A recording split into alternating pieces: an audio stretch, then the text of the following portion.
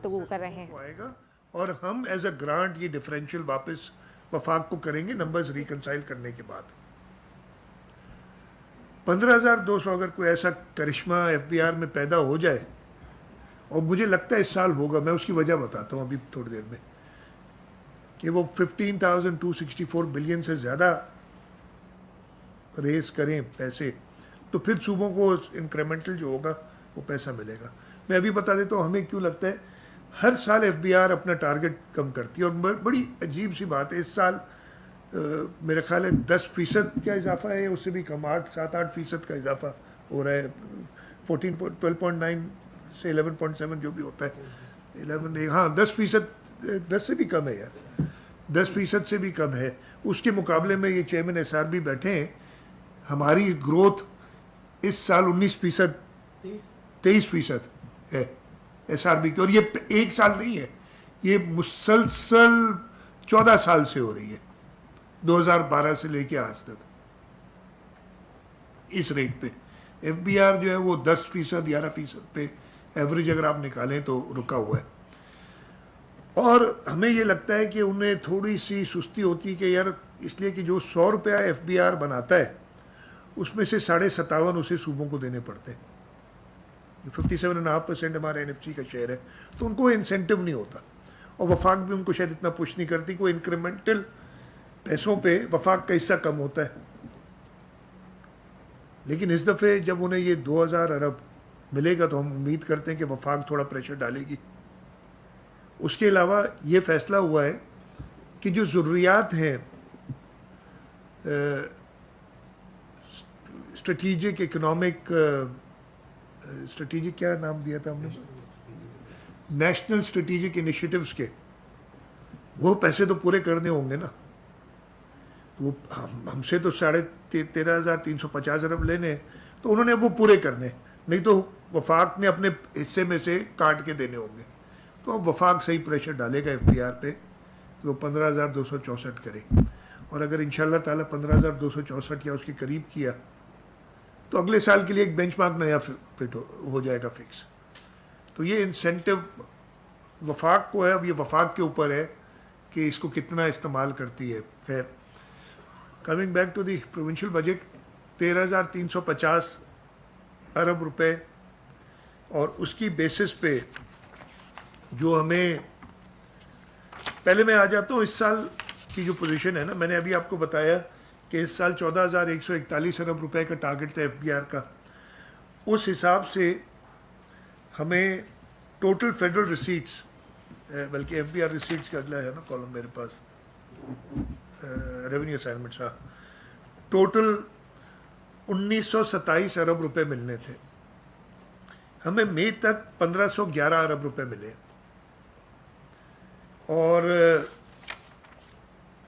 इस वक्त जो डेफिसिट है हमारा सिर्फ फेडरल रिसीट्स का है। फेडरल रिसीट्स में 3 चीज़ें होती हैं, एक रेवेन्यू असाइनमेंट्स, एक स्ट्रेट ट्रांसफर्स, तीसरा ओसीटी का जो इन लिeu ऑफ ओसीटी पैसे मिलते हैं हमें। इन तीनों को मिला के 2,095 अरब उन्होंने देना था। मई तक 1,644 अरब हुए, 441 अरब शॉर्ट है इस वक्त मई तक। हम उम्मीद करते हैं कि आखिरी महीने में, हम आदमी उम्मीद तो ज़्यादा रखते हैं, हम कहते हैं तकरीबन 200 अरब रुपए हमें मिलेंगे। उसके बाद भी तकरीबन 250 अरब के करीब शॉर्टेज होगा हमें वफाक से। सिमिलरली हमारी सूबाई जो टैक्स कलेक्शन है, हमने टोटल 676 अरब रुपए की रखी थी, हम 623 अरब, 624 अरब के करीब पहुंच जाएंगे। तो 51 अरब, 52 बिलियन के करीब वहाँ से शॉर्टेज है। तो टोटल 250 और 50 कर लें, 300 अरब रुपए की शॉर्टेज हो गई हमें, जो हमने बजट किया था। लेकिन जो अच्छी बात हुई है, जो ये गुज़िश्ता साल है, 1,018 अरब रुपए का हमने रिकॉर्ड पीएसडीपी बनाया था पिछले साल। और आपको पता है कि हम कहते हैं ना जी, तनख्वाहों में कमी कर नहीं सकते, बाकी अखराजात करने पड़ते हैं। हमारे आउटसाइड बजट बहुत अखराजात हुए इस साल। मैं आपको वो बता देता हूँ, बड़े बड़े जो गुल प्लाज़ा का जो इंसिडेंट हुआ था उसमें हमें पैसे देने पड़े 8.5 अरब रुपए के करीब। उसके अलावा जो हमने कंट्रीब्यूट किया रिलीफ के लिए, जिसमें फार्मर्स को रिलीफ थी, डीजल बढ़ने की वजह से मोटरसाइकिल वालों को रिलीफ दी, हमने ट्रांसपोर्ट के लिए रिलीफ दी, इलेक्ट्रिसिटी के लिए रिलीफ दी थी हमने पहले। ये सब देने के बावजूद हम 1018 में से 903 अरब रुपए डेवलपमेंट पे रिलीज कर चुके हैं, यानी सिर्फ 115 अरब रुपए कम। अगर डिपार्टमेंट सारा खर्च करे तो कर लेंगे। नॉर्मली उसका 90% के करीब होता है, 95%, 90 to 95%। तो 800-850 अरब के दरमियान डेवलपमेंट एक्सपेंडिचर इस साल होगा। और ये सिंध की तारीख का सबसे बड़ा बाय फार, इससे पिछले साल सबसे ज़्यादा था 612 अरब। इस साल हम तकरीबन 850 को पहुंचेंगे, हो सकता है थोड़ा सा कम उससे हो। फाइनल नंबर जून 30 के बाद ये जब रिकनसाइल होते हैं, सिविल अकाउंट्स आते हैं, तब आएंगे।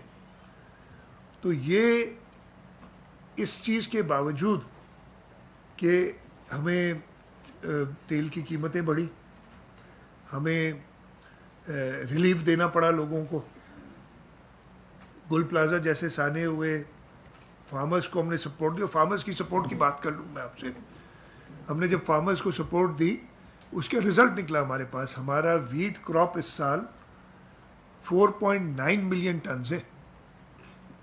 पिछले साल कितना था मैं भूल गया हूँ, एग्रीकल्चर में 3.5 million ton, 1.4 million ton wheat हमने ज़्यादा ग्रो की हमारे फार्मर्स ने। जब उन्हें थोड़ी सी सपोर्ट मिली ना, तो उन्होंने मुल्क के लिए करके दिखाया। तो इन सारी चीज़ों के बावजूद हमने 903 अरब रुपए रिलीज़ किए और तकरीबन 850 या उससे कुछ कम हम इंशाल्लाह ताला खर्च करेंगे, जो कि हाईएस्ट एवर है। अगले साल के लिए मैं आपसे बता रहा था कि 2026-27 में जो टोटल रेवेन्यू असाइनमेंट्स हमें मिलेंगे, यार बजट क्लास देख लो उसमें सही आता है, वफाक से रेवेन्यू असाइनमेंट्स में, ये रेवेन्यू असाइनमेंट से 15.264 ट्रिलियन क्या है बेस से, इसलिए कि हमने कहा आप पैसे पूरे देंगे हमें, फिर हम ग्रांट देंगे। आइन में यही तरीका मौजूद है। तो 2083 अरब रुपए हमें रेवेन्यू असाइनमेंट से मिलेंगे एस्टिमेटेड, 123.8 अरब रुपए हमें स्ट्रेट ट्रांसफ़र से मिलेंगे, और जो ग्रांट होती है इन लिeu ऑफ OZT उसके 56 बिलियन मिलेंगे। टोटल 2263 अरब रुपए हमें वफाक से मिल रहे हैं। हमने अपने प्रोविंशियल टैक्सेस जो GST ऑन सर्विसेज, उसके हिसाब से इस साल हमारी कलेक्शन 380 अरब रुपए थी, टारगेट 362 हम पहुंचेंगे। जो जब हमने टारगेट थोड़े हम ज़्यादा रखते हैं, लेकिन अगले साल कम रखा है हमने, ताकि हमें पता है वो पूरी कर लेंगे चेयरमैन SR भी। अगले साल 456 अरब रुपए का टारगेट उनका रखा है। एक्साइज का टारगेट हमें थोड़ा सा रिड्यूस किया, उसकी वजह यह है कि हमने इंडस्ट्री को सपोर्ट करने के लिए प्लस एक्सपोर्ट्स को बूस्ट करने के लिए जो इंफ्रास्ट्रक्चर सेस होता था जिसकी शरह 1.85% थी, उसको कम करके 0.8 to 0.83%, 0.80 से 0.83% कर दिया। इस वजह से हमें उनका टारगेट कम करना पड़ा, लेकिन मुझे पूरी उम्मीद है कि एक्साइज मिनिस्टर इस टारगेट को सरपास करके हमें झूठा साबित करेंगे कि नहीं, आप भले रेट कम करें, हम पैसे उतने ही कलेक्ट करेंगे। एक्सपोर्ट पर ज़ीरो कर दिया है। इसके अलावा बाकी प्रोविंशियल टैक्स रिसीव्स 85 अरब हैं। हमारी टोटल रेवेन्यू रिसीट्स हैं वो 3.038 ट्रिलियन है। उसके अलावा जो करंट कैपिटल रिसीट्स हमने अपनी बजट को बनाने के लिए, इसलिए कि हमें वो बोरो करना पड़ेगा पैसा, 60 अरब रुपए जो हमें लिमिट है NAC की वो भी रखी है, और फिर हमें 256 अरब रुपए फॉरेन प्रोजेक्ट असिस्टेंस से आने। फेडरल ग्रांट 64 बिलियन की हमने वो वफाकी बजट में मौजूद हैं, ये वो आएंगी। और फॉरेन ग्रांट्स 8.1 बिलियन, ये हमारा एक एस्पायर वाली है ना ये, एंड एस्प्राइट, वो मुझे याद नहीं है। ये दो हैं जिसमें अगर हम अपने टारगेट्स अचीव करेंगे तो हमें ग्रांट्स मिलती हैं इंटरनेशनल एजेंसी से फॉर बजट सपोर्ट। और इसके अलावा कैरी ओवर कैश बैलेंस हमारा ख्याल है कि 90 अरब रुपए के करीब हमारे पास होगा। इस तरीके से हमारी बजट का हजम जो इनकम का है वो 3,525 अरब रुपए है। हमारी एक्सपेंडिचर जो करंट रेवेन्यू एक्सपेंडिचर है वो 2,560 अरब रुपए हमने रखा है। इसमें 260 अरब रुपए वो हैं जो हमने वफाक को देने हैं एज ग्रांट अंडर आर्टिकल 164, तो उसको हटाया जाए तो बाकी 2300 अरब रुपए की हमारी करंट रेवेन्यू एक्सपेंडिचर है। और इसमें मैं आपको बता दूं जो बड़े बड़े एक्सपेंडिचर्स होते हैं, सबसे बड़ा एक्सपेंडिचर हमारा एम्प्लॉय रिलेटेड है, जिसमें एम्प्लॉय की तनख्वाहें प्लस पेंशन्स ये मिला के 1263 अरब रुपए, तकरीबन 1264 अरब रुपए है। इसमें एक चीज़ मैं आपको बता दूं कि हमने तनख्वाहों में और पेंशन्स में 7% का इजाफा किया है, ये मैंने कल अनाउंस किया था। एक चीज़ जो मैं कल बजट में कहना रह गई थी मुझे, कि हमने 2022 और 2025 की, 2022 में हमने 15% एडॉक अलाउंस दी थी और 2025 में हमने 10% एडॉक अलाउंस दी थी, वो हमने बेसिक सैलरी में मर्ज कर दी है। तो इस वजह से 7% से बेसिक पे 7% से ज़्यादा का इफेक्ट होगा। फ़र्क ये पड़ेगा कि हमारी जो मिनिमम सैलरी है ग्रेड 1 के नए एम्प्लॉई की, वो हो जाएगी 43,000 रुपीज़। और इसी वजह से हमने रिकमेंड किया है कि मिनिमम वेज इस नंबर पे, इस साल 40,000 थी, अगले साल ये 43,000 हो जाए मिनिमम वेज। तो ये मैंने कहा मेजर एक्सपेंडिचर ये है। उसके बाद एक बड़ा एक्सपेंडिचर हम करते हैं जो ग्रांट्स हम देते हैं डिफरेंट इदारों को, और हम इदारे बड़ी ग्रांट, सबसे बड़ी ग्रांट तो लोकल गवर्नमेंट को जाती है। वो कितनी अमाउंट इस साल? 155 अरब रुपए। हम सुनते हैं वो एक बात होती है कि जी वो OZT तो था ही, उनका जो था 0.66% लियो मिलता है, वो 56 अरब रुपए है। अगर सिर्फ उतने चाहिए लोकल गवर्नमेंट, हम नहीं चाहते वो, लेकिन कुछ लोगों की डिमांड थी वो दे दिया करे बस। वो 56 अरब रुपए तो बजटेड है, अगर आ जाए पूरे 155 अरब रुपए हम लोकल गवर्नमेंट्स को देते हैं। तकरीबन 48 अरब रुपए हमने ग्रांट्स रखी हैं यूनिवर्सिटीज़ के लिए, ये जो बड़ी ग्रांट्स मैं बता रहा हूँ। उसके अलावा SIUT को 26.25 बिलियन, PPHI को 24.8 billion, Pir Abdul Qadir Shah Jilani institute of medical sciences को 14.38 बिलियन, NICVD को 12 अरब, SICVD को 14 अरब। इंडस हॉस्पिटल हम बहुत प्रेशर में थे लेकिन हमने उनकी ग्रांट घटाई नहीं, वो ज़्यादा मांग रहे थे, वो 2 अरब और मांग रहे थे। हमने पिछले साल 8 अरब रखी थी, हमने उन्हें बताया है, तो वो अभी हमसे इतने खुश नहीं है, लेकिन हमने फिर भी मेंटेन किए वो 8 अरब में। Sindh institute of child health 7.19 billion उसकी है।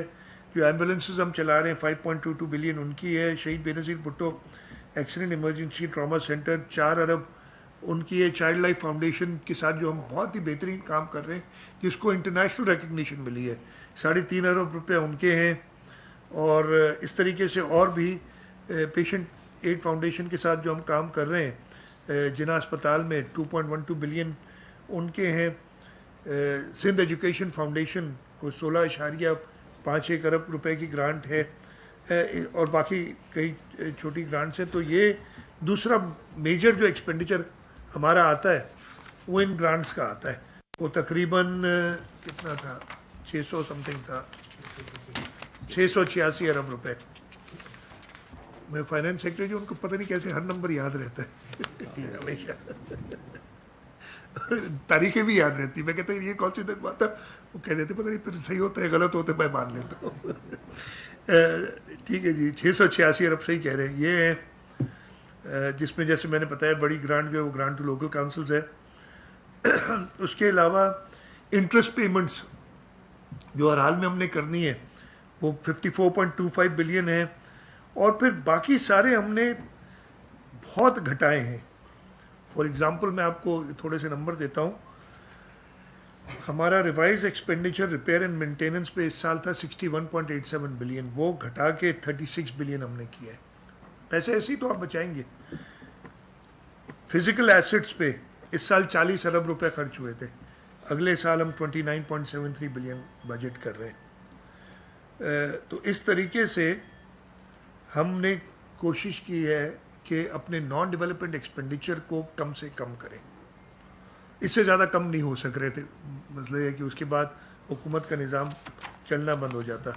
दूसरी अहम एक्सपेंडिचर होती है जो करंट कैपिटल या कैपिटल एक्सपेंडिचर हम कहते हैं। उसमें क्या होता है, उसमें सबसे बड़ा पोर्शन होता है जो हम पब्लिक प्राइवेट पार्टनरशिप के प्रोजेक्ट्स को सपोर्ट करने के लिए एक वायबिलिटी गैप फंड बनाते हैं अगले साल। और मैं अभी थोड़ी देर में आपको उसकी डिटेल दूंगा कि हम बहुत ज़्यादा फोकस कर रहे हैं। हम देख रहे हैं कि हमारे पास शायद कि यकीनन वो पैसे अवेलेबल नहीं है अपने एडीपी के लिए। तो हमने आउट ऑफ द बॉक्स सोचना है। हमने अच्छे प्रोजेक्ट्स कंसीव करने हैं, वो प्रोजेक्ट्स इसमें प्राइवेट सेक्टर इंटरेस्टेड हो और प्राइवेट सेक्टर के साथ मिलकर करने हैं।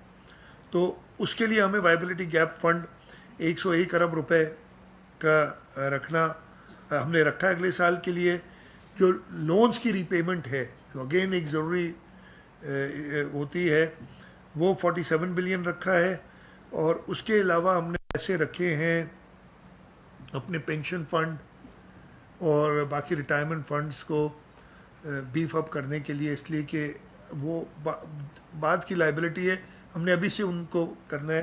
टोटल 281 अरब रुपए जो इस साल भी हमने बजट में रखे थे, खर्च कम कर सके, लेकिन अगले साल भी वो 281 अरब रुपए हमने करंट कैपिटल में रखे हैं। ये सब चीज़ें करने के बाद ऑब्वियसली हिट पड़ी है हमारे डेवलपमेंट को। और मैं हिट की भी बता रहा हूँ और इसका फिर हमने जो ऑल्टरनेट तरीके जैसे मैंने अभी बताया उनके बारे में, और प्राइवेट सेक्टर के साथ मिलकर करने हैं। तो उसके लिए हमें वायबिलिटी गैप फंड 101 अरब रुपए का रखना हमने रखा है अगले साल के लिए। जो लोन्स की रीपेमेंट है जो अगेन एक ज़रूरी होती है, वो 47 बिलियन रखा है। और उसके अलावा हमने पैसे रखे हैं अपने पेंशन फंड और बाकी रिटायरमेंट फंड्स को बीफ अप करने के लिए, इसलिए कि वो बाद की लाइबिलिटी है, हमने अभी से उनको करना है। टोटल 281 अरब रुपए जो इस साल भी हमने बजट में रखे थे, खर्च कम कर सके, लेकिन अगले साल भी वो 281 अरब रुपए हमने करंट कैपिटल में रखे हैं। ये सब चीज़ें करने के बाद ऑब्वियसली हिट पड़ी है हमारे डेवलपमेंट को। और मैं हिट की भी बता रहा हूँ और इसका फिर हमने जो ऑल्टरनेट तरीके जैसे मैंने अभी बताया उनके बारे में भी बताऊंगा। इस वजह से हमारा अगले साल का ईडीपी 720 अरब रुपए का हो जाता है, 1018 से कम होके। जो हमने 1018 लास्ट ईयर किया था वो घट के 720 हो गया। इसमें आप ये 260 अगर हमारे पास अवेलेबल हो तो वो ऐड कर दे तो हम उसी नंबर पे आ जाएंगे तकरीबन जो इस साल था। अब 720 अरब में, और इसकी घटने की और भी वजूहत हैं। एक तो हमारा जो प्रोविंशियल कंट्रीब्यूशन है टुवर्ड्स एडीपी, पिछले साल वो 575 अरब था, राइट, और इस साल वो घट के 400 अरब रह गए। पैसे कम है हमारे पास, हम ये बोरो कर रहे हैं उन सब चीज़ों के बावजूद। तो 225 अरब रुपए कितना हो गया 100 मेरे यहाँ 175 रुपये तो इधर हमने काटने पड़े हमें, ये बन रही है। अब इसको वैसे ही पैसे कम है, इसको कैसे एलोकेट करें, और इसमें फिर कुछ ऐसे एसेंशियल अखराजात होते हैं जिनको आप कम कर ही नहीं सकते, और उनके बारे में मैं आपको बताता हूँ। आपकी जो फॉरेन प्रोजेक्ट असिस्टेंस है जो 256 अरब रुपए है, उसमें काउंटर पार्ट फंडिंग होती है सूबों की, यानी जो बॉर्वर होता है उसके लिए हमने वो पैसे 45 अरब रुपए वो डालने ही डालने। तो हमारे पास जो 400 अरब का, उसमें 45 ये डालने ही डालने।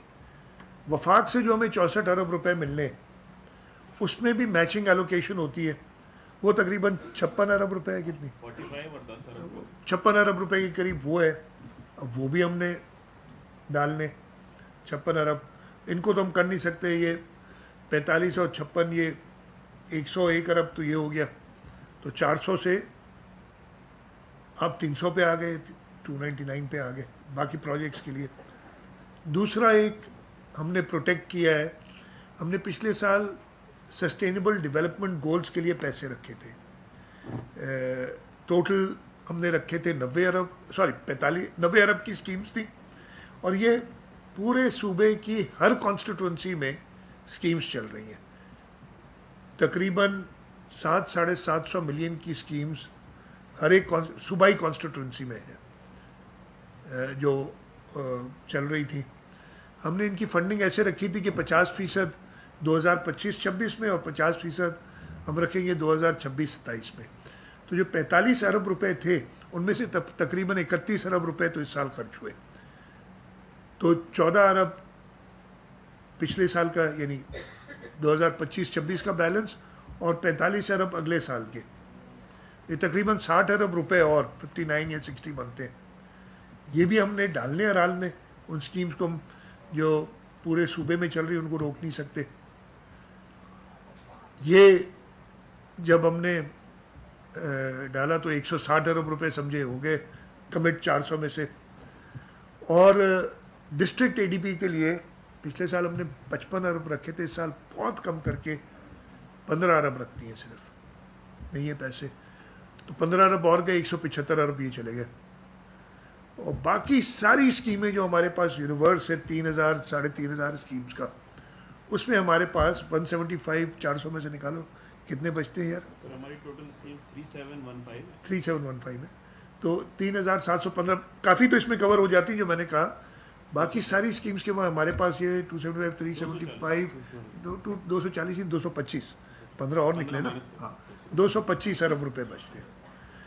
बड़ी सोच समझ के उन स्कीम्स पे जो कि कंप्लीट हो सकती हैं हमने पैसे रखे, और इस तरीके से हम अगले साल 1800 कितनी स्कीम्स हैं जो कंप्लीट करने जा रहे हैं, तो हमने उन स्कीम्स पे पैसे रखे हैं जो कंप्लीशन की तरफ जा सके। 2056 सॉरी 1800 पहले था, हमने रिवाइज किया 2056। इस साल हमने कितनी कंप्लीट की हैं? 1050 हमने इस साल कंप्लीट किए हैं। तो हमने कम पैसे होने की वजह से उन स्कीम्स को किया है। कोई नई स्कीम एडीपी में नहीं है। ये मैं बड़ी मज़ेदार आपको, तो मुझे कहा गया पॉलिटिकल लोगों की तरफ से कि जी हम कैसे दिखाएंगे अपने कॉन्स्टिट्यूंसी में, कैसे जाएंगे, कोई नई स्कीम नहीं है। तो मैंने उन्हें कहा कि ये पहली बार नहीं हुआ है। इससे पहले 2019-20 और 2020-21 के बजट में जब वफाक ने वाकई एफबीआर ने कमाल किया था कि पिछले साल से भी कम, जो हम कहते हैं अल्लाह करे ऐसा मौका फिर ना आए, कि पिछले साल से भी कम कलेक्ट किए थे पैसे, तो हमने 2 साल मुसलसल कोई नई स्कीम नहीं दी थी एडीपी में। और उसके बाद अगले 3 साल हमने स्कीम्स दी, और हम 2024 में जब अपने कॉन्स्टिट्यूंसीज में गए तो लोगों ने हमें 2018 से ज़्यादा वोट दिए और हमने 2018 से ज़्यादा सीटें ली।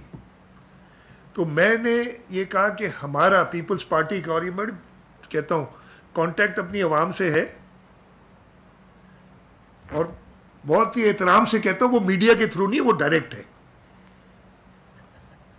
बहुत ही एहतराम से। आप कहते रहे, लोग मुखालिफ हर जगह मिलते हैं और देखिए खुश कोई भी नहीं होता, खुश सारे वजीर नहीं है इस वक्त, पैसे नहीं कम मिले ना, वो तो कहेंगे। खुश मैं नहीं हूं इसलिए कि हमें वफाक ने कम पैसे दिए, लेकिन जब हम अपने लोगों के पास जाते हैं और हम उन्हें ज़मीनी हकाइक बताते हैं और जब हम अपनी मुश्किलात बताते हैं, वो समझते हैं। और इसी वजह से वो बाकी सबको इग्नोर करके हमें पहले से ज़्यादा वोट देते हैं और पहले से ज़्यादा सीटें देते हैं। इंशाअल्लाह ताला हम अपने लोगों के साथ खड़े रहेंगे और हम ये मुश्किलात उनको बता के उनको इत्मीनान दिलाएंगे। और मैं एक बात बता दूं, जो सबसे ज़्यादा मेरे लिए हौसला अफजा बात है, वो मेरी लीडरशिप है, चाहे प्रेसिडेंट आसिफ अली जरदारी हैं और चेयरमैन बिलावल भुट्टो जरदारी साहब। इस सारे मसलों में सूबों के लिए जितनी सपोर्ट उनकी रही है, बाकी सूबे भी उनकी तरफ देखते थे, बाकी तीनों सूबे। हम तो देख ही रहे अपनी लीडरशिप पे, बलूचिस्तान भी देख रहे लीडरशिप पे, लेकिन बाकी सूबे भी उनकी तरफ देख रहे थे और उन्होंने डिलीवर किया। और कुछ चीज़ें ऐसी हैं जो कि इस वक्त बताना मुनासिब नहीं है। हमें अगले सालों के लिए